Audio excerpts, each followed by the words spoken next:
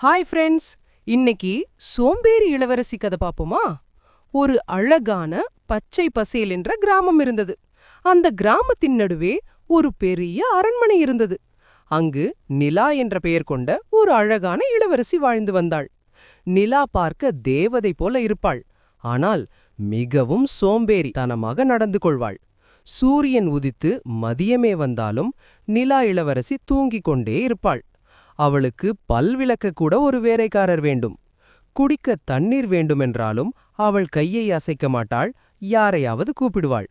அரண்மனை வேலைக்காரர்கள் அவளுக்கு பணிவிடை செய்து பாவம் சோர்ந்து போவார்கள். நிலா, நீ ஏன் இப்படி சோம்பேறியாக இருக்கிறாய் என்று அவளது தந்தை அரசர் விக்ரமன் வருத்தப்பட்டார். ஆனால் நிலா எதையும் காதில் வாங்காமல் சாக்லேட் சாப்பிட்டுவிட்டு தூங்கவே ஆசைப்பட்டாள். அரசர் தன் மகளை மாற்ற நினைத்தார். அதனால் முனிவரை பார்க்கச் சென்று இருந்தார். அப்போது முனிவர் ஒரு அழகான பளபளக்கும் குட்டி பெட்டியை கொடுத்தார்.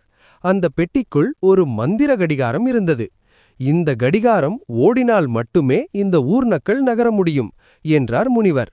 அரசரிடம் சொன்னார்.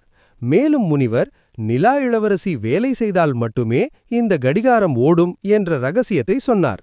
அரசர் அந்த பெட்டியை நிலாவின் அறையில் கொண்டு போய் வைத்தார். மறுநாள் காலை நிலா மெதுவாக கண் விழித்து பார்த்தாள். அரண்மனை மயான அமைதியாக இருந்தது.